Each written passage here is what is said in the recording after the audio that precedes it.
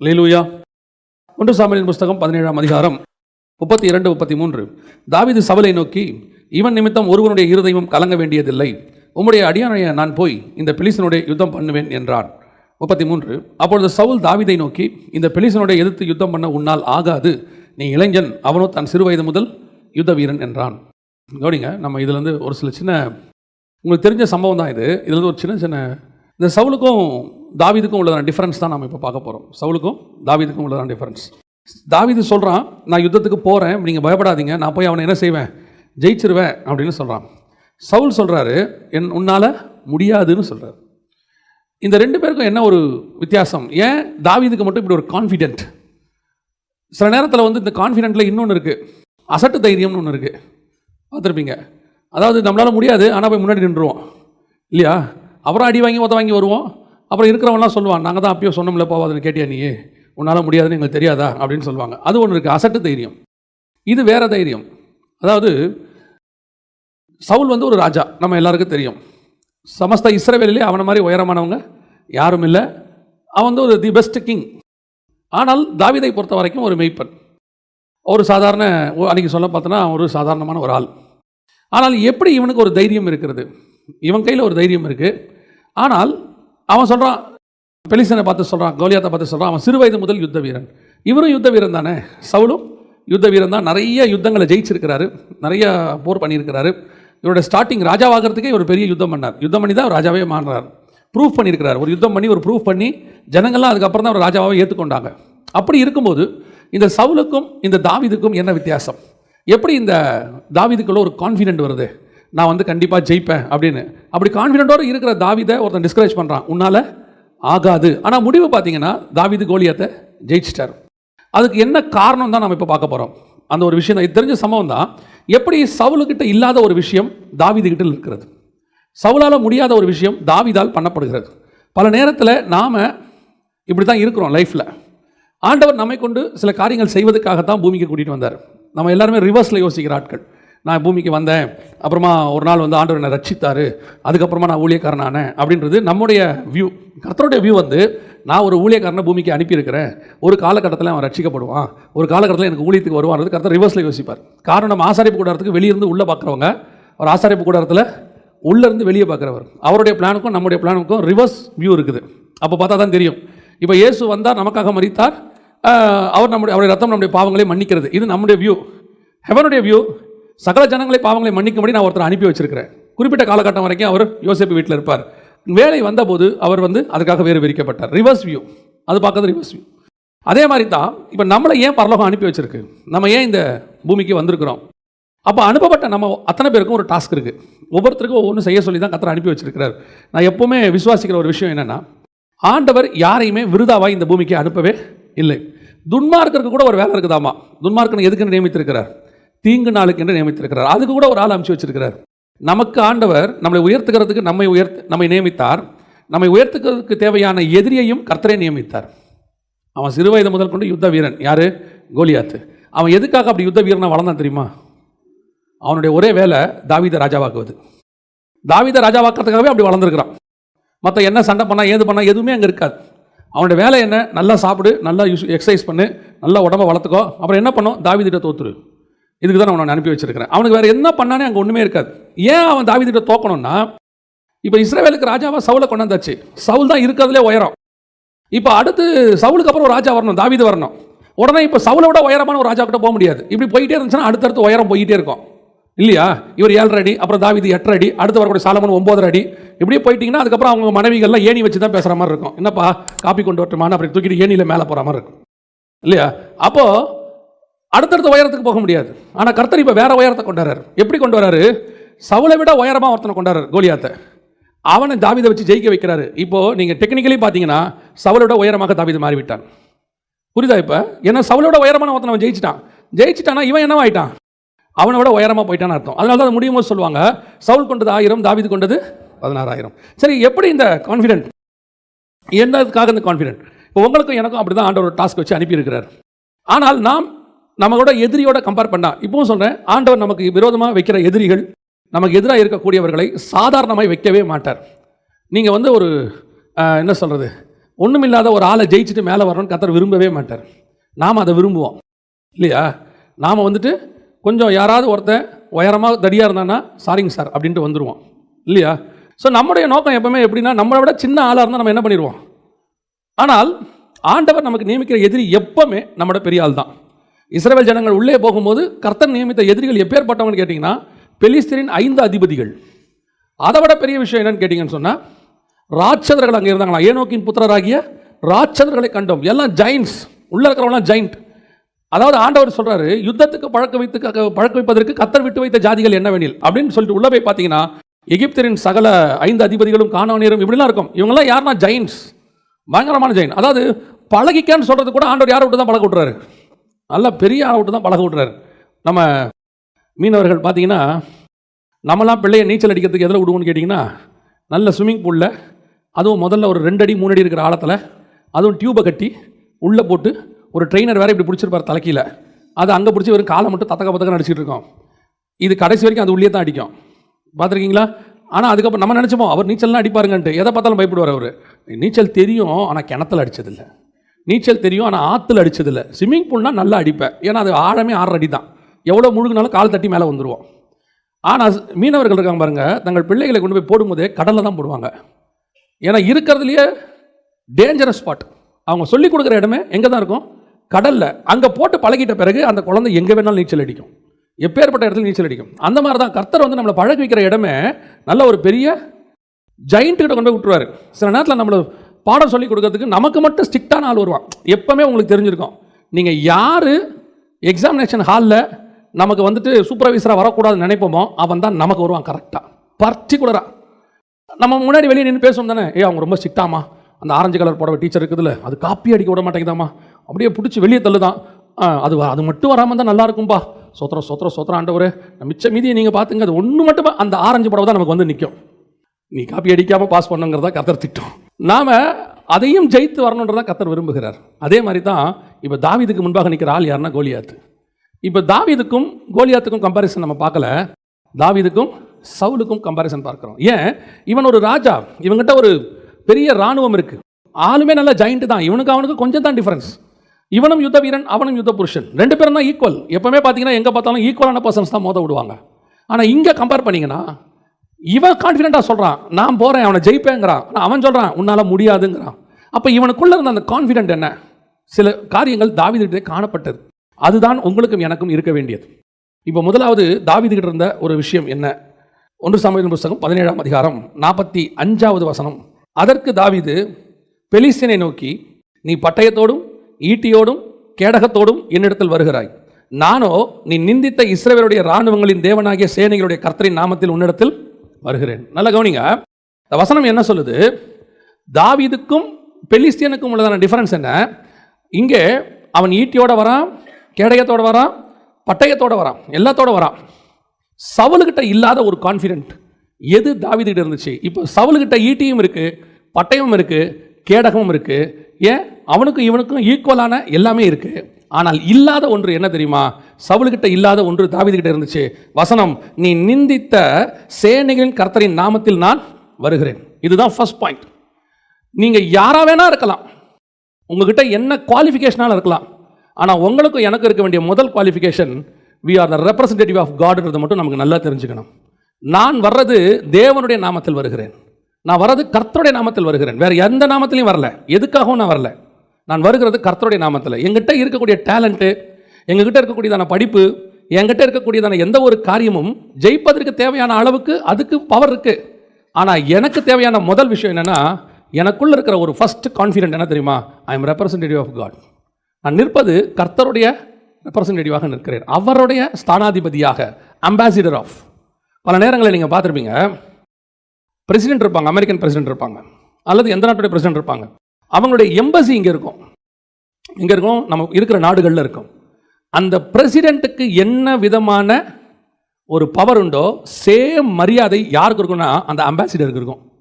ஒரு முறை கென்யாவில் இருக்கக்கூடியதான தூதரகத்தை ஒரு தீவிரவாதிகள், யுஎஸ் எம்பசியோடைய தூதரகத்தை தீவிரவாதிகள் அடிச்சிட்டாங்க. அடித்த பிறகு ஒபாமா சொன்ன வேர்ட் வந்து ரொம்ப பவர்ஃபுல் வேர்ட். அவர் இந்த வேர்ல்டுக்கு சொல்கிறார், ஒரு வேர்ட் சொல்கிறாரு, நீங்கள் அடித்தது என்னுடைய தூதரகத்தை அல்ல, என் வீட்டை. நீங்கள் அடித்தது அங்கே இருக்கிற ஒர்க்கரை அல்ல, என்னுடைய வேலையை அடிச்சிருக்கிறீங்க. நீங்கள் என்னுடைய சக தோழனை அடிச்சிருக்கிறீங்க அப்படின்னார். அதுதான் கர்த்தர் உங்களுக்கும் எனக்கும் கொடுத்துருக்கிற ஸ்தானம். நீங்கள் எங்கே போனாலும் உங்களுக்கு ஒன்று தெரியணும், நான் காடோடைய ரெப்ரசன்டேட்டிவ், அம்பாசிடர் ஆஃப் காட். அதனால் கிரைஸ்ட் அம்பாசிடர். அவர் பவுல் சொல்லும் போது சொல்கிறாரு, நாங்கள் கிறிஸ்துவின் ஸ்தானாதிபதிகள். நாங்கள் யாரை வேணாலும் இருந்துட்டு போகலாம். நான் சின்ன தாவீதாக இருக்கட்டும், படிக்காதவனாக இருக்கட்டும், நம்மகிட்ட இந்த இந்தியாவில் இந்த ஏற்றத்தாழ்வுகள்லாம் என்னென்னா ஒரு 4-5 விஷயம் தான் இருக்கும், மொத்தமே இருக்கும். ஒன்று மிக முக்கியமானது இந்த படிப்பு, அப்புறம் அந்தஸ்து, ஜாதி, அப்புறம் இல்லைனா கலரு. ஏன்னா வெள்ளையாக இருக்கிறவங்களாம் படிச்சிருக்கிறான்றது நம்ம ஊரில் ஒரு பெரிய கான்செப்ட் இருக்குது. அவர் வெள்ளையாக இருக்கிறவனை பார்த்தோம் நல்லா படிச்சிருப்பார் போல அப்படின்னு. அது என்ன கான்செப்ட்னு இன்ன வரைக்கும் எனக்கு புரியல. நான் எதுக்கு சொல்ல வரேன், கருப்பு சிவப்பு கான்செப்டே கிடையாது, ஜாதி கான்செப்ட் கிடையாது, அந்தத்து கான்செப்ட் கிடையாது, நமக்கு என்ன டேலண்ட் இருக்குது இல்லைங்கிறது கிடையாது.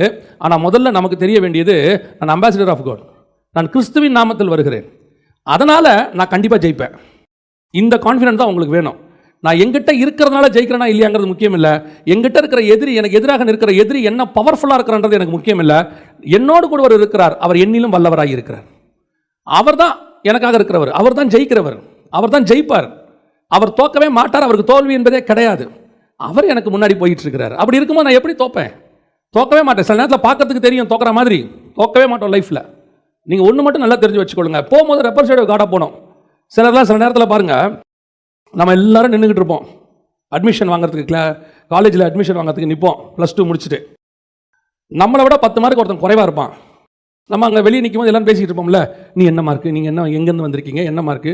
நம்மளை விட அவன் 10 மார்க் கம்மியாக இருப்பான், ஆனால் அவன் கான்ஃபிடென்ட்டாக நிற்பான். ஏன் கான்ஃபிடென்ட் நிற்பான் தெரியுமா? எனக்கு கண்டிப்பாக கிடச்சிருங்க அப்படின்னு. அவனோட 10 மார்க் நமக்கு நிறையா இருக்கும், பதப்பட நிற்போம்.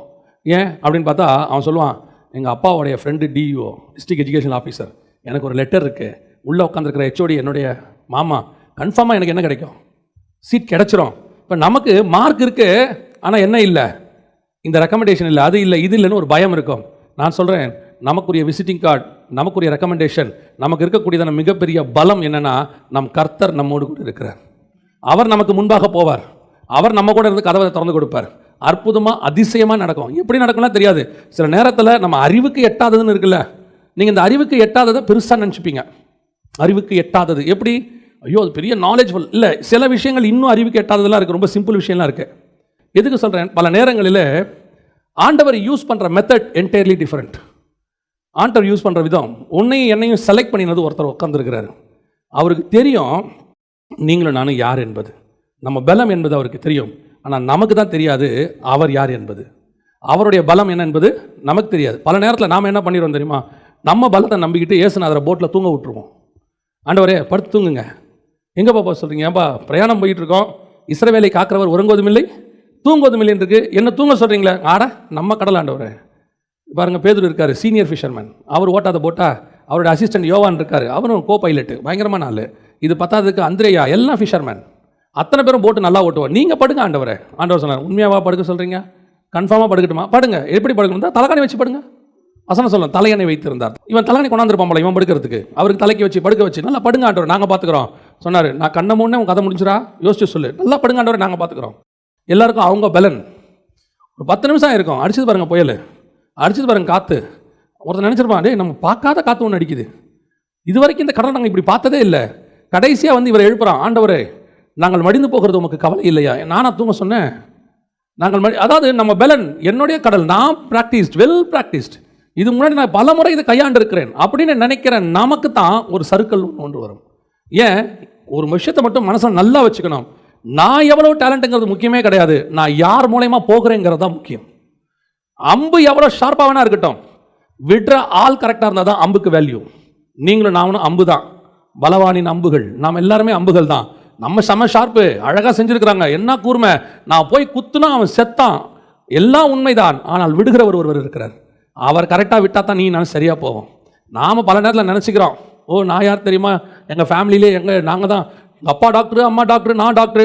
பல நேரங்களில் நம்முடைய பெருமைகள், நமக்குள்ளே இருக்கக்கூடிய டேலண்ட்ஸ் எல்லாம் தேவை, எதுவுமே இல்லைன்னு ஆண்டவர் சொல்லலை. ஆனால் உனக்கு மட்டும் எப்பவும் தெரியணும், நிறைய வீக்னஸ் இருந்தாலும் சரி, நிறைய உங்கள்கிட்ட அட்வான்டேஜஸ் இருந்தாலும் சரி, எப்போவுமே you must go in the name of the Lord. கர்த்தர் எனக்கு முன்பாக போகிறார், என்னுடைய ஜெயம் கர்த்தரால் வரும். குதிரையோ யுத்த நாளுக்கு அது செய்ய வேண்டிய வேலையை செய்யணும், எல்லாம் செய்யணும். அதனால் கர்த்தர் பார்த்துக்கொள்வார். ஆண்டவர் என் பட்சத்தில் இருக்கிறார், ஆகவே நான் படிக்கப் போகிறது இல்லை, நான் தைரியமாக இயேசுவின் நாமத்திலே போக போகிறேன். புக்கெல்லாம் எங்கே? பரண மேலே இருக்குது. ஏன்? கர்த்தர் எனக்காக எழுதுவார். எப்படிப்பா சொல்கிற? அவர் சொல்லியிருக்கிறார், உலகத்தின் முடிவு பரிந்தும் சகல நாட்களும் உன்னோடு கூட இருப்பேன் என்று சொல்லி. எக்ஸாம் ஹாலில் கூட இருப்பார், எழுதுவேன். கடைசியாக ஒரு முடிவு எடுப்பான், எழுதாமையே நான் ஜெயிக்க போகிறேன், நான் எக்ஸாமுக்கே போக மாட்டேன், கர்த்தர் பாஸ் பண்ணுவார். ஏன்? என் தேவனால் கர்த்தரால் கூடாத காரியம் ஒன்றுமில்லை. அவர் இல்லாதவைகளை உருவாக்குறவர். பேப்பரை இல்லாட்டி அங்கே ஒரு பேப்பர் இருக்கும். கரெக்டா? இல்லை, நான் செய்ய வேண்டியதை நான் செய்யணும். ஆனால் ஜெயமோ கர்த்தரால் தான் வரும், வேற யாராலையும் வராது. தாவீதுக்கும் சவுலுக்கும் என்ன ஒரு பெரிய டிஃபரன்ஸ்? சவுல்கிட்ட இருந்த அட்வான்டேஜ் அவனுக்கு பெருசாக இருக்குது. தாவீது தன்னுடைய டிஸ்அட்வான்டேஜை பார்க்கவே இல்லை. அவனுக்கு ஒன்று தெரியும், என்னை அனுப்புகிற ஒருவர் இருக்கிறார், அவர் எனக்கு ஜெயத்தை கண்டிப்பாக கொடுப்பார். ரெண்டாவது, தாவீதுகிட்ட இருந்த அடுத்த விஷயம் என்ன அப்படின்னு பார்த்தீங்கன்னு சொன்னால், 1 சாமுவேல் 17:40, தன் தடியை கையிலே பிடித்து கொண்டு ஆற்றில் இருக்கிற 5 கூழாங்கல்லுகளை தெரிந்தெடுத்து அவைகளை மேய்ப்பருக்குரிய தன்னுடைய அடைப்பையிலே போட்டு தன் கவனை தன் கையிலே பிடித்து கொண்டு அந்த பெலிஸ்தியன் அண்டையிலே போனான். ரெண்டாவது, தாவீதுகிட்ட இருந்த மிக முக்கியமான அடுத்த விஷயம் என்ன அப்படின்னு கேட்டால், இப்போ நம்ம எதிராளிகிட்ட இருக்கிறது கேடகம் இருக்குது, பட்டயம் இருக்குது, ஈட்டி இருக்குது, அவங்ககிட்ட எக்ஸ்பீரியன்ஸ் இருக்குது, அவன் சிறு வயது முதல் கொண்டு யுத்த புருஷனாக இருக்கிறான், எல்லாம் ஓகே. ஆனால் தாவீதுகிட்ட ஒரு விஷயம் இருந்துச்சு. அதுக்கு முன்னாடி சவுல் அவனுக்கு ட்ரெஸ் போட்டு பார்க்குறாரு. அந்த வசனம் சொல்லும், 1 சாமுவேல் புத்தகம் 17ஆம் அதிகாரத்தில் 38, சவுல் தாவீதுக்கு தன் வஸ்திரங்களை உடுத்துவித்து வெண்கலமான ஒரு சீராவை தலையில் போட்டு ஒரு கவசத்தை அவனுக்கு தரிப்பித்தான். அவனுடைய பட்டயத்தை தாவீது தன் வஸ்திரங்கள் மேல் கட்டி கொண்டு அதில் அவனுக்கு பழக்கமில்லாத நடந்து பார்த்தான். எதுவுமே அவனுக்கு ஒத்து வரல. தாவீதுகிட்ட ஒரு விஷயம் இருந்துச்சு, இவங்கெல்லாம் என்னென்னமோ வச்சிருக்கிறாங்க, அதெல்லாமே வேல்யூபிள், அதில் எந்த மாற்று கருத்தும் இல்லை, எல்லாமே வேல்யூபிள். ஆனால் தாவீதுக்கு ஒன்று தெரிகிறது, எங்கிட்ட ஒரு இன்ஸ்ட்ருமெண்ட் இருக்குது, கர்த்தர் எனக்கு சொல்லி கொடுத்துருக்கிறார். அவங்ககிட்ட பழக்கமான இன்ஸ்ட்ருமெண்ட்டில் அவன் வரான். அவன் எந்த வெப்பன் யூஸ் பண்ணி எதை சின்ன வயசில் கற்றுக்கிட்டானோ அதில் அவன் வரான், அதில் மாற்று கருத்தும் இல்லை.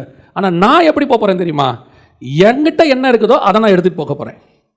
நான் முதல்ல இந்த நேம் ஆஃப் த லார்ட் போகிறேன், அதான் ஃபர்ஸ்ட். ரெண்டாவது, எனக்கு ஒன்று கர்த்தர் சொல்லி கொடுத்தாரு, அதை கொண்டு தான் நான் யுத்தம் பண்ண போக போகிறேன்.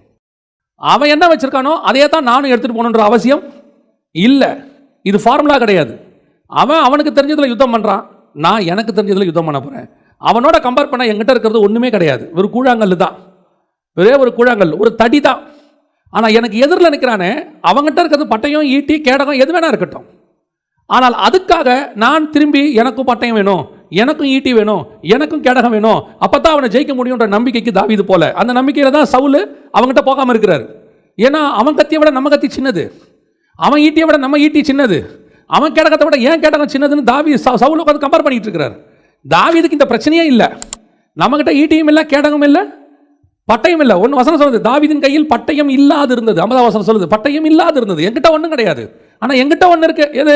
சின்ன வயசுலேருந்து கர்த்தர் எனக்கு சொல்லி கொடுத்த ஒன்று இருக்குது. நான் மெய்ப்பனாக இருக்கும்போது சிங்கத்தையும் கரடியும் ஜெயிக்கிறதுக்கு எனக்கு ஆண்டவர் ஒன்று சொல்லி கொடுத்தாரு. அந்த காரியத்தை நான் எடுத்துகிட்டு போக போகிறேன். இதுதான் அடுத்த சக்ஸஸுக்கான மிக முக்கியமான விஷயம். Each and everybody have a unique talent. கர்த்தர் ஒருவனையும் இந்த பூமியில் வெறுமனே அனுப்பினதே கிடையாது. எல்லாருக்கும் கர்த்தர் ஏதோ ஒன்று வச்சிருப்பார். அந்த ஒன்று எதுன்னு கண்டுபிடிச்சு அதில் தான் நீங்கள் டேலண்டாக இருக்கணும், அதைத்தான் நீங்கள் நம்பணும். ஒவ்வொரு காலகட்டத்திலையும் ஒவ்வொன்றும் மேலோங்கி நிற்கும், உடனே எல்லாரும் அதில் போய் தான் விழுவாங்க. உதாரணமாக இப்போ நம்ம தாத்தா பாட்டி காலத்தில் பார்த்தீங்கன்னா எல்லாரும் எதை ரொம்ப படிப்பாங்க அப்படின்னு பார்த்தீங்கன்னா பிஏ இங்கிலீஷ், பிஏ ஹிஸ்ட்ரி. ஏன்னா அப்போ டீச்சர் வேலைக்கு பயங்கரமான இது இருந்துச்சு, தேவை இருந்துச்சு, உடனே வேலை, நல்ல சம்பளம், எல்லாரும் படித்தாங்க. அதுக்கப்புறம் ஒரு பீரியடில் இந்த பிஇ, எம்பிபிஎஸ் இதெல்லாம் வர ஆரம்பித்த உடனே அதில் போய் எல்லாரும் விழுந்தாங்க. ஒரு காலகட்டத்தில் ஐடி, எல்லாரும் ஐடி, அத்தனை பேரும் ஐடியில் போய் விழுந்தாங்க. இப்படி இப்போ எல்லாரும் எம்பிஏ, அத்தனை பேரும் எம்பிஏ, எல்லாரும் போய் விழுறது. இப்போ சொல்கிறேன், கர்த்தர் உங்களுக்குன்னு ஒன்று வச்சிருப்பாரு. அது படிப்பாகவும் இருக்கும், படிப்பு இல்லாமையும் இருக்கும். யூனிக்காக அத்தனை பேருக்கும் ஒன்று தான் அப்படின்னு கிடையவே கிடையாது. ஒவ்வொருத்தருக்கும் ஒரு டிசைன், ஒவ்வொருத்தருக்கும் ஒரு ரூட், ஒவ்வொருத்தருக்கும் கர்த்தர் ஒவ்வொரு விதமாக பயன்படுத்துவார். அவனை செய்கிற மாதிரி தான் அவனையும் செய்யணும், இவனை செய்கிற மாதிரி தான் என்னையும் செய்யணும்னு அவசியமே இல்லை. சில நேரத்தில் ராங் கம்பாரிசன் இருக்கும். நம்ம வீடுகளில் சொல்லுவாங்க, அவனை பாரு, இவனை பாரு. நான் எப்பவுமே நினைப்பேன், நம்ம யாரையும் பார்க்க வேண்டாம், எனக்கு ஒன்று கர்த்தர் வச்சிருப்பாரு, முதல்ல அதை நான் நம்பணும். தாவீதுக்கு முதல்ல கர்த்தர் மேல நம்பிக்கை இருந்துச்சு. ரெண்டாவது, அவன் கையில் இருக்கிற கூழாங்கல் மேல் அவனுக்கு ஒரு நம்பிக்கை இருந்துச்சு. இது போதும் அந்த கோலியாத்தை ஜெயிக்கிறதுக்கு. அவனுக்கு அந்த நம்பிக்கை இருந்துச்சு. அவன் கேட்குறான், தடியோட வருவதற்கு நான் என்ன நாயா? இவன் சொல்கிறான், உன்னை அடிக்கிறதுக்கு இது போதும் டே, திஸ் இஸ் எனஃப். உங்ககிட்ட இருக்கிற பட்டயம் உனக்கு எவ்வளோ பெருசோ, எங்கிட்ட இருக்கிற கூழாங்கல் எனக்கு பெருசு. அதை கொண்டு ஜெயிக்க முடியும் நீ நினைக்கிற, இதை கொண்டு ஜெயிக்க முடியும் நான் நினைக்கிறேன். கர்த்தர் உங்ககிட்ட கொடுத்துருக்கிற ஒவ்வொரு விஷயமும் அப்படிப்பட்டது தான். அது ஒருத்தன் கீபோர்டு வாசித்த உடனே அவர் கீபோர்டு வாசிக்கிறாருங்க, அவர் பெரிய ஆளுங்க, நமக்கு ஒன்றும் தெரியாது. ஆமாம், அவர் கீபோர்டு வாசிப்பார், பாட சொல்லி பாருங்க, கீபோர்டு மாதிரியே தான் சவுண்டு வரும். அவருக்கு பாட வராது. ஒரு சிலருக்கு பாட வரும், கீபோர்டு வராது. ஒரு சிலருக்கு பேச வரும், பாட வராது. சிலருக்கு பாட வரும், பேச வராது. இல்லையா? நல்லா பாடுவான், பேச சொல்லுங்கள் தடுமாறுவான். நல்லா பேசுவான், பாட சொல்லுங்கள் கூட்டம் மொத்தம் கலைஞ்சிரும். 10 நிமிஷத்தில் ஒரே பாட்டு கூட்டத்தை கலைச்சிருவான். ஒவ்வொருத்தருக்கும் ஒவ்வொன்றா கர்த்தர் கொடுத்துருக்கிறாரு. உங்களுக்கு கொடுத்ததை முதல்ல நீங்கள் நம்பணும்.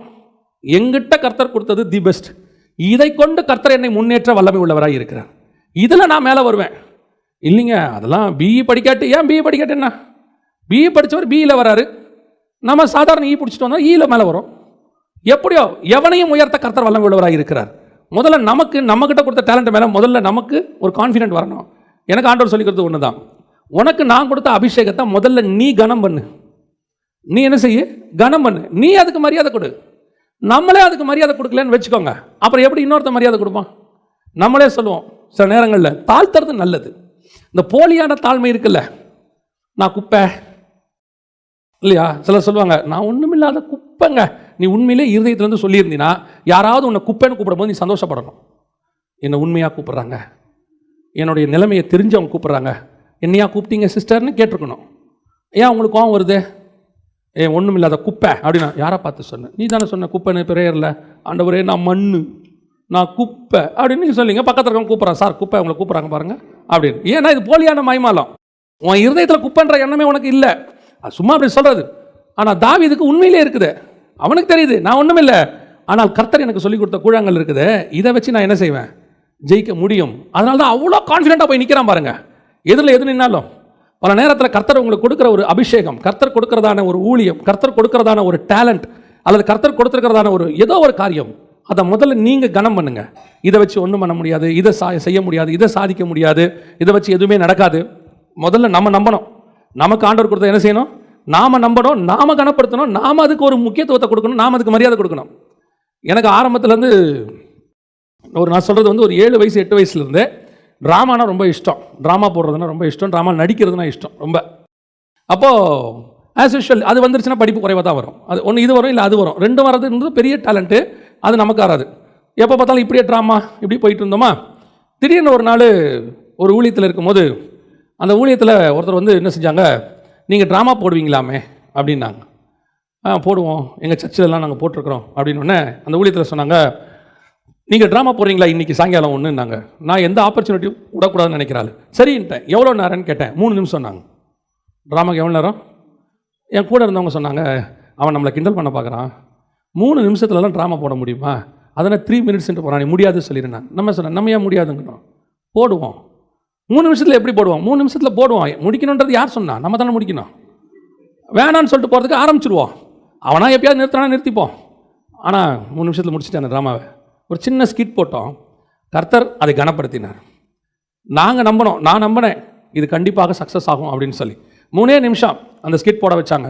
அதுக்கப்புறம் 7 நிமிஷம் கொடுத்தாங்க, அதுக்கப்புறம் 15 நிமிஷம் கொடுத்தாங்க, அதுக்கப்புறம் 1/2 hour கொடுத்தாங்க. ஒரு மேடையில் அந்த பிரசங்கியாருக்கு 40 நிமிஷம் டைம், ட்ராமாவுக்கு 45 நிமிஷம் டைம். அதே மேடையில் அவருக்கு 40 நிமிஷம், ட்ராமாவுக்கு 45 நிமிஷம். ட்ராமா போட முடியுமா? ட்ராமா வந்து பெரிய லெவலில் வருமா அப்படின்னு கேட்டிங்கன்னா, ட்ராமாவை கொண்டு ஸ்கிட்டை கொண்டும் கர்த்தர் பெரிய காரியங்களை செய்ய வல்லமை உள்ளவராக இருக்கிறார். முடியாதுன்னா கிடையாது. எதுக்கு சொல்கிறேன்? நம்மகிட்ட கர்த்தர் கொடுக்குற டேலண்ட்டு சின்னது பெருசுனே கிடையாது. எனக்கு அதுதான் பெருசு. கர்த்தர் அதுதான் எனக்கு ஒருத்தர் கேட்டார், இப்படி ட்ராமா போட்டுக்கிட்டே இருக்கியே, இதை வச்சு முன்னேறுவியா, இது சோறு போடுமா உனக்கு அப்படின்னாரு. நான் சொன்னேன், ட்ராமா போடுமான்னு தெரியாது, ட்ராமாவை போட சொன்ன தேவன் போடுவார், அவ்வளோதான். ட்ராமா போடுமான்னு தெரியாது. இந்த ஊழியத்துக்கு வரும்போது ஒருத்தர் என்ன கேட்டார், இதே ஊழியத்துக்கு வரும்போது ஒருத்தர் என்ன கேட்டார், நீ போய் பைபிள் ஸ்டடி எடுக்க போகிறேன்னு சொல்கிறிய, இந்த பைபிள் ஸ்டடிக்கு எவன் காசு கொடுப்பான்? எவனும் காசு கொடுக்க மாட்டான், இது உனக்கு பணத்தை கொடுக்காதுன்னாரு. எனக்கு அப்பவும் தெரியும், இந்த ஊழியம் எனக்கு பணம் தராது, ஆனால் ஊழியத்தை கொடுத்தவர் எனக்கு தருவார். இன்றைக்கும் கர்த்தர் நடத்திக்கிட்டு தான் இருக்கிறார். பல நேரத்தில் நமக்கு இந்த ஃப்யூச்சர் பயம் ஒன்று வரும். இந்த ஃப்யூச்சர் பயம், இதை வச்சு இப்படியே போயிட்டு தான் நான் என்ன ஆவேன், இது நம்ம ஃப்யூச்சரை காப்பாற்றுமா, இப்படியே போனால் நிலைமை என்ன ஆகும்? நம்முடைய நம்பிக்கை நம்மை அனுப்பின கர்த்தர் மேல் இருக்கிறது. அவர் கொடுத்த அந்த இன்ஸ்ட்ருமெண்ட்டை நீங்கள் நம்பணும்.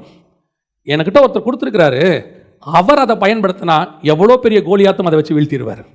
மற்றவங்களால் அது முடியாது. இந்த கூழாங்கலை எடுத்துகிட்டு சவுல்கிட்ட கொடுத்தீங்கன்னா முடியாது. ஏன்னா சவுளுடைய நம்பிக்கை கர்த்தர் மேலேயும் இல்லை, கூழாங்கல் மேலேயும் இல்லை. சவுளுடைய நம்பிக்கை கோலியாத் மேலே இருக்குது, அவன் தான் ஜெயிப்பான். ஆனால் தாவீதோட நம்பிக்கை ஒன்று இருக்குது, கர்த்தர் ஜெயிக்க வைப்பார். அவர் நினைச்சார்னா என் கூழாங்கல்லையும் ஜெயிக்க வைப்பார். என் கூழாங்கலை கொண்டு எப்பேற்பட்ட கோலியாத்தையும் வீழ்த்துவார். நீங்கள் முதல்ல உங்களுக்கு கொடுத்ததை ட்ரஸ்ட் பண்ணுங்க, நம்புங்க. உங்களுக்கு கொடுத்தது எது வேணாலும் இருக்கட்டும், அது சின்னதோ பெருசோ, சின்ன டேலண்ட்டோ. நிறைய நேரத்தில் ஒரு இன்ஃபீரியாரிட்டி காம்ப்ளெக்ஸ் நமக்குள்ளே இருக்குது வாலிபர்களுக்குள்ளே. இதெல்லாம் வச்சு ஒன்றுமே பண்ண முடியாதுங்க, இதெல்லாம் செய்யாது. நீ உங்கள்கிட்ட இருக்கிற டேலண்ட் எது வேணாலும், கவிதை எழுதுவியா எழுது, நல்லா எழுதுவியா எழுது, நல்லா பேசுவியா பேசு. சிலர் சொல்லுவான் பேசாத, நான் எவன் பேச்சையும் கேட்காது. நான் காலேஜ் படிக்கும்போது என் ஃப்ரெண்டு அடிக்கடி சொல்லுவான், ஏன்டா இப்படி பேசினே இருக்கிற, கொஞ்சம் அமைதியாக இருறாம்பான். ஆனால் என்னால் முடியாது. ஏன் முடியாதுன்னு எனக்கு இப்போ தான் தெரியுது. நான் பேசினே தான் இருக்கணும். அவன் பேச்சை கேட்டு நான் பேசாமல் இருந்தால் என் நிலைமை யோசிச்சு பாருங்கள், என் வாழ்க்கையே போயிருக்கும். கர்த்தர் உனக்கு என்ன டேலண்ட் கொடுத்துருக்குறோ அதை யூஸ் பண்ணுங்க, நீங்கள் கான்ஃபிடென்ட்டாக யூஸ் பண்ணுங்க. இதை கர்த்தர் பயன்படுத்துவார். அது எது வேணாலும் இருந்துட்டு போட்டோம், யாருக்கு வேணாலும் இருந்துட்டு போட்டோம். ஆனால் ஒன்று மட்டும் நிச்சயம், உன் கையில் இருக்கிறது ஒரு நாள் ஜெயிக்கும், கன்ஃபார்மாக ஜெயிக்கும். ஏன்னா அனுப்புனது கர்த்தர்.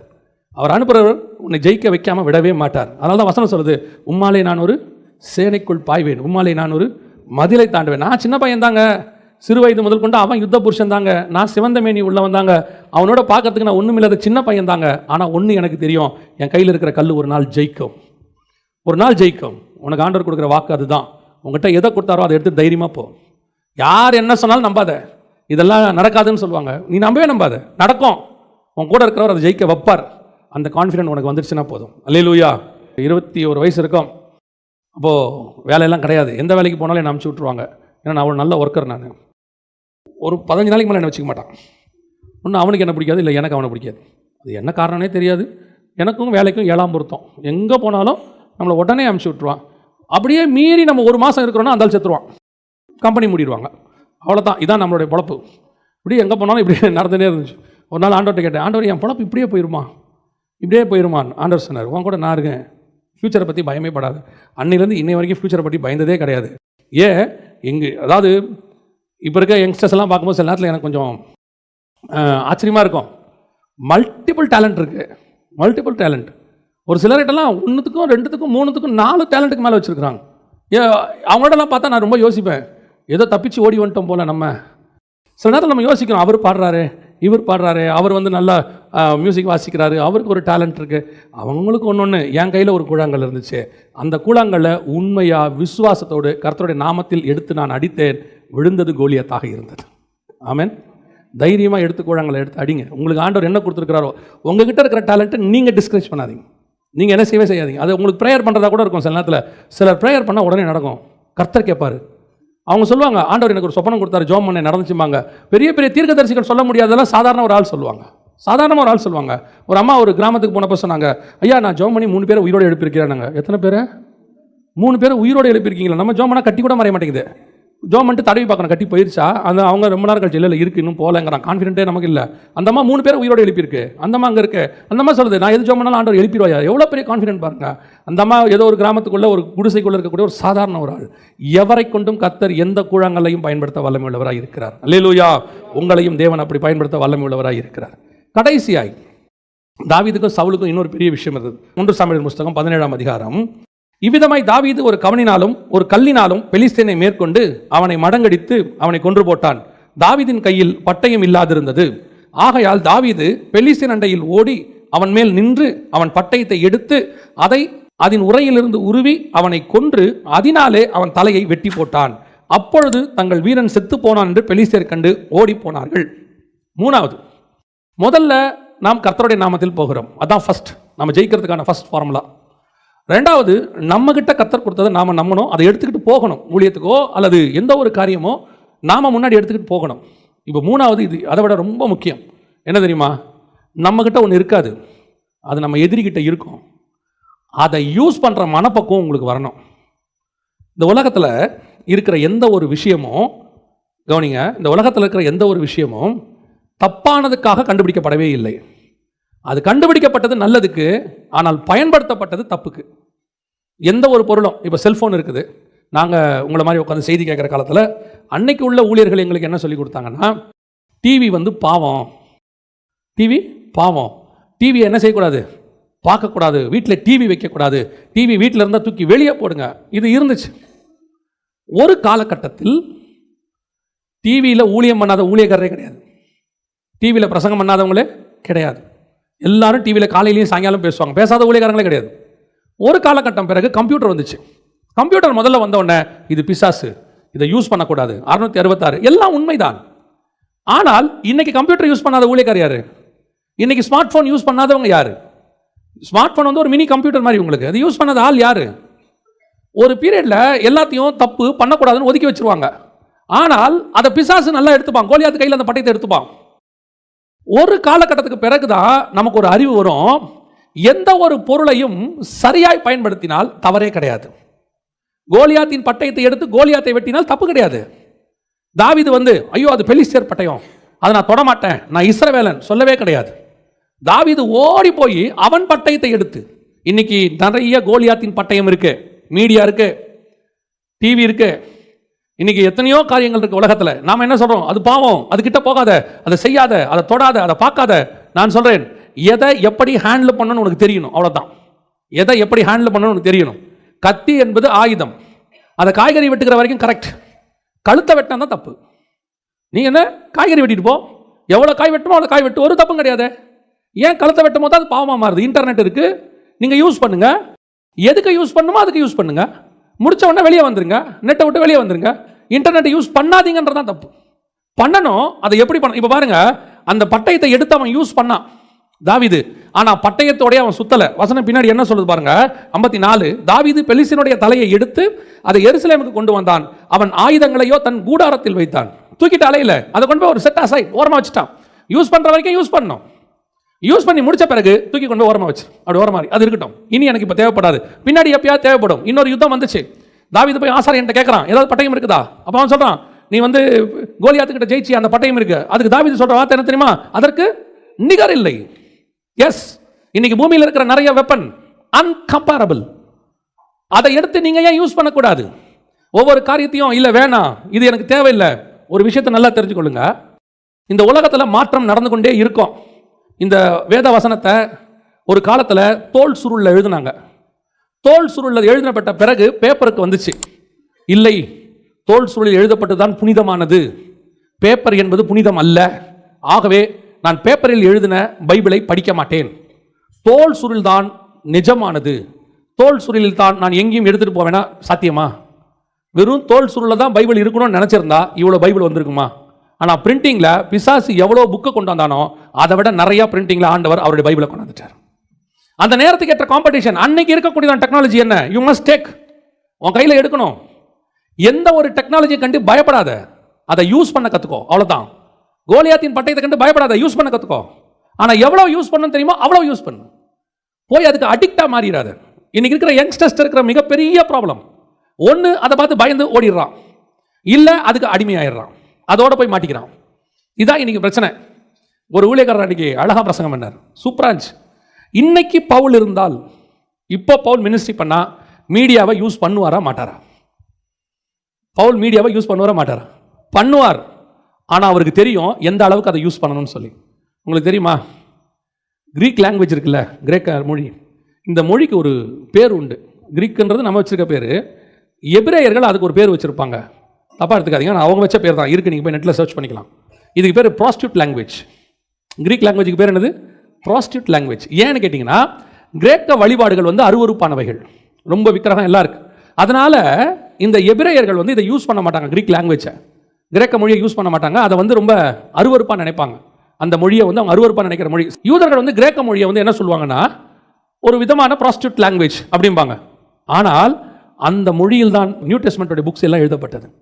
ஏன் எழுதினாங்க? அன்னைக்கு அந்த மொழியில் எழுதினா தான் ரீச் ஆகும். பவுலுக்கு தெரியும் எங்க கிரீக் பேசணும், எங்க லத்தீன் பேசணும், எங்க ஹீப்ரு பேசணும், எங்க நியாயப்பிரமாணம் பேசணும், எங்க லா பேசணும், எல்லாம் யாருக்கு தெரியும்? பவுலுக்கு தெரியும். அந்த இடத்துக்கு அதை யூஸ் பண்ணணும், யூஸ் பண்ணிட்டு தூக்கி ஓரமாக வச்சுட்டு போயிட்டே இருக்கணும். எவ்விதத்தினாலும் கிறிஸ்து பிரசங்கிக்கப்பட்டால் சரி. எதுக்காக நான் யூஸ் பண்ண போறேன்? கிறிஸ்துவுக்காக யூஸ் பண்ண போறேன். ஆனால் அது என்னை அடிமைப்படுத்தாது, அது என் கையில் இருக்கிற பட்டயம், பட்டயம் என்னை பிடிக்காது, நான் தான் பட்டயத்தை பிடித்திருப்பேன். தேவைப்பட்டா யூஸ் பண்ணுவேன், தேவைப்படலையா பட்டயத்தை ஓரமாக வச்சுட்டு போயிட்டே இருப்பேன். அது தாவீதுக்கு தெரியும், பவுலுக்கு தெரியும், உங்களுக்கு தெரியணும். எதை பார்த்தும் ஓடாதீங்க, ஐயோ இதெல்லாம் வேண்டாம் செய்யாத, செய்யுங்க, எடுங்க, கையில் எடுங்க. இன்னைக்கு இருக்கிற மீடியாக்குள்ள வாங்க. இன்னைக்கு வரங்க, ஒரு காலத்தில் புத்தக சுருளில் எழுதப்பட்டது, அப்புறம் பேப்பரில் எழுதுனாங்க, இப்போ காற்றுல எழுதிட்டு இருக்கான் டிஜிட்டல். நாளைக்கு இன்னும் இப்போ ஆண்டவர் மட்டும் நான் அன்னைக்கு புனிதமாக எழுதினேன் தோல் சுருளில், என் வார்த்தையை இனிமேட்டு தோல் சுருளை தவிர வேறு எதுவும் வரக்கூடாதுன்னாரா? பைபிள் பிரிண்டிங்கில் வந்ததுனால தான் உங்களுக்கு எனக்கு பைபிளே வந்துச்சு. நாளைக்கு இதே பைபிள் எங்கே போகும் தெரியுமா? டிஜிட்டலுக்கு போகும். டிஜிட்டலில் படிக்க வேண்டிய சூழ்நிலைகள் வரும். அதை சரி பண்ணுறதுக்கு நமக்கு என்ன செய்யணும்? முயற்சி பண்ணணும். பிரிண்டிங் வெர்ஷன் இஸ் பெஸ்ட், அதில் எந்த மாற்று கருத்தும் இல்லை. நம்ம காலத்துக்கு அடுத்த காலத்துக்கு வரும்போது ஒரு விஷயத்தை யாருக்கிட்ட வேணால் கற்றுக்கலாம். சாலமன் சொல்கிறாரு, எறும்பை பாருங்க அப்படிங்கிறார். ஒரு மனுஷன் போய் என்ன செய்யலாம்? யாருக்கிட்ட வேணால் கற்றுக்கலாம். ஒதுங்கிடக்கூடாது. இது இல்லை, முடியாது, என்னால் செய்ய முடியாது, எது வேணாலும் வரட்டுமே. இன்னும் எத்தனையோ டெக்னிக் இப்போ அடுத்து வரப்போகுது. சாட் ஜிடிபின்னு ஒன்று வருது, இப்போ லேட்டஸ்ட்டாக ஒரு வெர்ஷன் இன்னும் ஒரு 1 வீக்கில் வரும். அதாவது கூகுளை விட வேகமாக ஆர்டிஃபிஷியல் இன்டெலிஜென்ஸ், அதை விட இன்னும் ட்ரில்லியன் ஸ்பீடில் வருது. அதுக்கு போட்டி போகிறதுக்கு நீ நான் ரெடி ஆகணும். ஏன்? அன்னைக்குள்ள ஆத்மாவை சந்திப்பதற்கு அன்னைக்கு ஒரு ஆள் வேணும் நமக்கு. நீ அவுடேட்டட் ஆகிட்டீங்கன்னா அன்னைக்குள்ளவனை யார் சந்திக்கிறது? 2000 வருஷத்துக்கு முன்னாடி உள்ளதான சிவிலைஸ்டு காலத்துக்கும் இப்போ இருக்கிற சிவிலைசேஷனுக்கு எவ்வளோ டிஃபரன்ஸ் இருக்கு. அன்னைக்கு உள்ளவங்களுக்கு வந்துக்கும் இன்னைக்கு உள்ளவங்களுக்கும் நம்ம சுவிசேஷம் சொல்லிட்டு இருக்கிறோம். அன்னைக்கு பவுல் மாதிரி ஆட்கள் அப்டேட்டட் பண்ணதுனால தான் இன்னைக்கு நாம அப்டேட்டடோட இங்கே நிற்கிறோம்.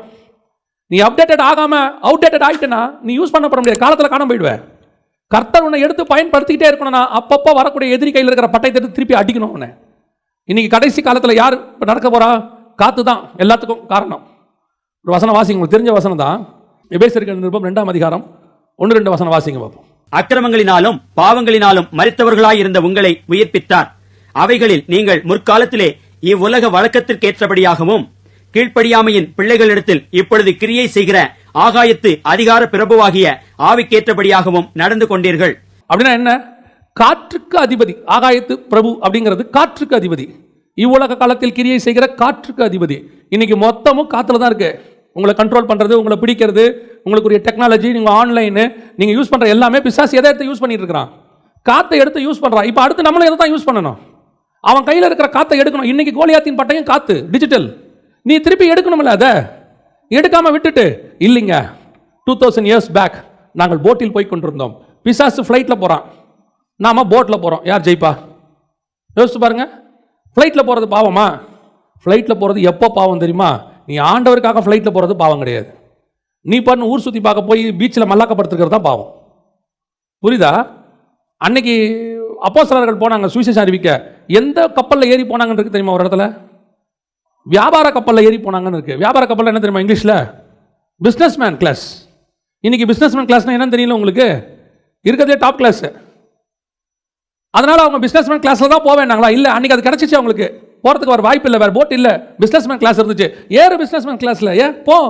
சுவிசேஷம் முக்கியமா? அவ்வளோதான், எதை பற்றியும் கவலைப்படாது. இன்னைக்கு உன் கையில் டிஜிட்டல் இருக்கு, மீடியா இருக்கு. இதை எடுத்து கோலியாத்தின் பட்டயம் நீ யூஸ் பண்ணியே ஆகணும். இல்லைன்னா நீ அவுட்டேட்டட் ஆகிடுவேன். நாளைக்கு இதை விட இன்னொரு டெக்னாலஜி வரும். டெக்னாலஜி மட்டும் நான் சொல்லலை, எல்லா மாற்றமும் வரும். எதை யூஸ் பண்ணணும்னு தெரியும், எவ்வளவு யூஸ் பண்ணணும்னு தெரியும், யூஸ் பண்ணிட்டு எங்கே வைக்கணும்னு தெரியணும். அவ்வளோதான். அடிக்ட் தான் ஆகக்கூடாது, அதுக்கு பின்னாடியே தான் போகக்கூடாது. பார்க்கணும், நியூஸ் பார்க்கணும், நியூஸ் என்ன தேவையோ அதை பார்க்கணும், பார்த்துட்டு கொஞ்சம் ஓரமாக வச்சிடணும். அதுக்கு பின்னாடியே போயிட்டு இருக்கக்கூடாது. இன்றைக்கி அதுதான் பிரச்சனை. இன்றைக்கி ஒன்று இவன் கையில் இருக்கிற கூழாங்கல்ல நம்ப மாட்டேங்கிறான். ஒருவேளை கூழாங்கல்ல நம்பினா பட்டயத்தை எடுக்க மாட்டேங்கிறான். யோசிச்சு பாருங்க, அந்த வசனம் என்ன சொல்லுது பாருங்க. கூழாங்கல்லில் அடித்த உடனே அங்கே இருந்தவங்க எல்லாரும் கோலியாத்து விழுந்துட்டான்னு சொல்லி பயந்தாங்களா, இல்லை பட்டயத்தை எடுத்து வெட்டின பிறகு தங்கள் வீரன் வீழ்ந்தான்னு சொன்னாங்களா? அங்கே வசனம் எப்படி இருக்கு பாருங்க. பட்டயத்தை உருவி அவனை கொன்று அதனாலே அவன் தலையை வெட்டி போட்டான். அப்பொழுது தங்கள் வீரன் செத்து போனான் என்று பெலிஸ்தியர் கண்டு ஓடி போனார்கள். பட்டயத்தை எடுத்து வெட்டின பிறகுதான் வெற்றி நிச்சயமாகும். நீங்களும் நானுமே ஒரு காலத்தில் கோலியாத்தின் கையில் இருந்த பட்டயம் தான். அங்க பிசாசு நம்மளை யூஸ் பண்ணிட்டு இருந்தான். இன்னைக்கு கர்த்தர் கையில் எடுத்ததுனால இன்னைக்கு நம்மளை யூஸ் பண்ணிட்டு இருக்கிறார். அதே மாதிரி தான் இந்த உலகத்தில் நிறைய கோலியாத்தின் பட்டயம் இருக்குது, நிறைய காரியங்கள் இருக்கு. எடுங்க, கையில் எடுங்க. ஆனால் எதுக்கு யூஸ் பண்ணணும்னு பாருங்க. யூஸ் பண்ணிட்டு வச்சிருங்க. ஒரு கூட்டம் இருக்கு இப்படி போயிடுது, எக்ஸ்ட்ரீம் லெவலுக்கு. எந்த லெவலுக்கு போயிடுது? கீபோர்டு வந்து 9 சீரிஸ் இருந்தால் தான், 900 சீரிஸ் இருந்தால் தான் என்னால் ஆராதனையே வரும். இல்லைன்னா எனக்கு என்ன வராது, வர்ஷிப் வராது. ஸ்பீக்கர் வந்து பார்த்துக்கோங்க, போஸ் இருக்கணும், இல்லைன்னா தொண்டை. போஸுக்கும் தொண்டைக்கு என்ன இருக்கு? நல்லது யூஸ் பண்ணுறது தப்பு கிடையாது, ஆனால் அது இருந்தால் தான் நான் யூஸ் பண்ணுவேன்றது தப்பு. நல்ல மைக்கில் பேசவும் தெரியணும், மைக் இல்லாவிட்டால் பேசவும் தெரியணும். மைக் இருக்கிற இடத்துலையும் நான் பேசுவேன், மைக் இல்லாவிட்டாலும் பேசுவேன். என் ப்ராப்ளம் மைக்கில் இல்லை, எங்கிட்ட தான் இருக்குது. மைக் ஆண்டவர் நல்ல மைக் கொடுக்குறாரா, ஸ்தோத்திரம். நீங்கள் உடனே நான் ஒரு தடவை தூத்துக்குடிக்கு ஒரு ஊழியத்துக்கு போயிருந்தேன். ஊழியம் முடியறதுக்கு 2:30 மணி ஆயிடுச்சு. 2:30 மணி ஆன பிறகு கிளம்பி வரோம். பயங்கர பசி. வந்துக்கிட்டு இருக்கிறோம் ஒரு காரில். அப்போ அந்த கூட்டிகிட்டு போனவங்க என்ன பண்ணாங்க, பாஸ்டர் இங்கே ஒரு சின்ன ஹோட்டல் இருக்குது, சாப்பிட்ருவோமான்னாங்க. சாப்பிட்ருவோம் வாங்க. பசி. போய் வண்டியை நிறுத்தியாச்சு. நிறுத்தி இறங்குறோம். அந்த வண்டி ஓட்டின டிரைவர் வரமாட்டார். ஐயோ நான் வரலிங்க அப்படின்னாரு. நான் கேட்டேன், ஏன் பிரதர் வாங்க சாப்பிடுவோம். இல்லை இங்கே வந்து சாப்பாடு 150 ரூபாய். சரி, இதுலேருந்து இன்னொரு 25 கிலோமீட்டர் தள்ளி அங்கே போயிட்டோம்னா 100 ரூபாய் தான். நாம் காசை வேஸ்ட் பண்ணக்கூடாதுண்ணா. நான் சொன்னேன், நீ இங்கே உட்கார், உள்ளே வந்துடாத. ஏன்னா நீ இதுக்கே இப்படி பேசுகிற. நான் எக்ஸ்ட்ரா ஒரு சிக்கன் ஆர்டர் பண்ணால் எனக்கு வயிறு வலி வந்துடும். ஐயோ என்ன வந்தாலும் இப்படி திங்கிறானேன்றான். இப்போ அங்கே சாப்பாடு 150 100ங்கிறது முக்கியம் இல்லை, சாப்பிடணுமா இல்லையாங்கிறது தான் முக்கியம்.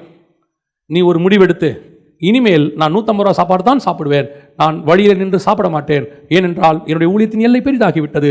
நானோ என்றால் KFCயில் மட்டுமே என்னுடைய வாய்கள் திறக்கும், மற்ற இடங்களில் என் வாய்கள் மூடப்பட்டிருக்குன்னா தப்பு.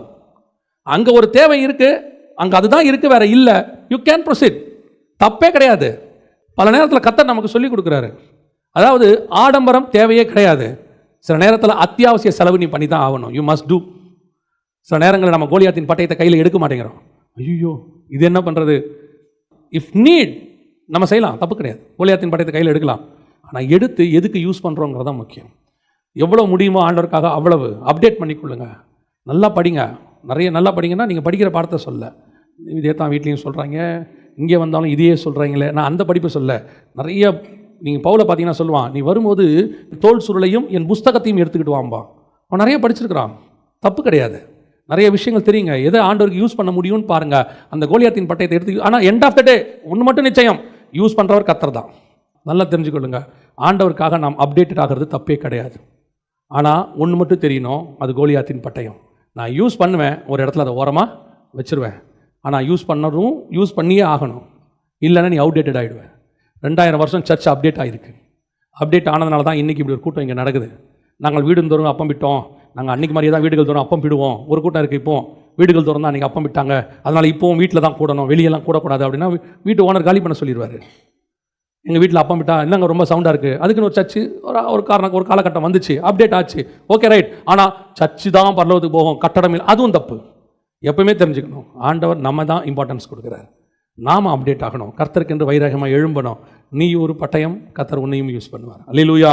3 முக்கியமான காரியங்களை மனசில் வச்சுக்கொள்ளுங்க. ஒன்று, நீ நிந்தித்த கர்த்தருடைய நாமத்தில் நான் வருகிறேன். I am the representative of God, ambassador of God. கர்த்தர் என்ன அனுப்புகிறாரு, அந்த எண்ணம் மட்டும் மைண்டில் இருந்துகிட்டே இருக்கணும். நான் போகிறேன், ஏன் டேலண்ட்டில் போகிறேன் அப்படின்னு நினச்சா நீ கண்டிப்பாக விழுவேன். கர்த்தர் என்ன அனுப்புகிறாரு. உங்களுக்கு எவ்வளோ பெரிய ராஜாவாகட்டும், தாவீது கடைசி வரைக்கும் ஆண்டவர்கிட்ட போய் கேட்பான், நான் போட்டுமா ஆண்டவரே, நான் போட்டுமா இல்லை வேணாமா, எப்படி போகணும், அதை ஆண்டவர்கிட்ட கேட்டுகிட்டே இருக்கணும். 2வது, உன் கையில் உள்ளதை கர்த்தர் உனக்கு கொடுத்ததை நீ கனம் பண்ணு, கனவீனப்படுத்தாதீங்க. அது ஒன்றும் இல்லை, குப்பை, அது நடக்காது, வாய்ப்பு இல்லை, சின்னது, அதெல்லாம் யோசிக்காதீங்க. கர்த்தர் எங்கெல்லாம் கொடுத்த சின்ன பேனாவாக இருக்கட்டும், அதை கொண்டு பெரிய கதையை எழுத முடியும். என்கிட்ட கொடுத்த சின்ன சாவியாக இருக்கட்டும், அதை கொண்டு பெரிய வீட்டை நான் திறக்க முடியும். என் கையில் உள்ள சின்ன கூழாங்கல்லாக இருக்கட்டும், பெரிய கோலியாத்தை வீழ்த்த முடியும். கடைசியாய் கோலியாத்தின் கையில் உள்ள பட்டயமும் நமக்கு தேவைப்படுகிறது. வெறும் கல்லை வச்சுக்கிட்டு கடைசி வரைக்கும் தாவீது சண்டை போடவே முடியாது. ஒரு பகுதிக்கு கல் தேவை, இன்னொரு பகுதிக்கு பட்டயம் தேவை. இன்றைக்கி இருக்கிற அப்டேட்டடை எடுக்கணும். அது மீடியாவோ டெக்னாலஜியோ எதுவோ கையில் எடுங்க, யூஸ் பண்ணுங்கள். ஒரு இடத்துல அதை வச்சுருங்க கரெக்டாக. அதை வச்சுட்டா தான் உங்களுக்கு நல்லது. எடுக்காமல் இருக்கிறதும் தப்பு, வைக்காமல் இருக்கிறதும் தப்பு. தேவைக்கு எடுக்கணும், யூஸ் பண்ணணும், வச்சிடணும். அல்லேலூயா.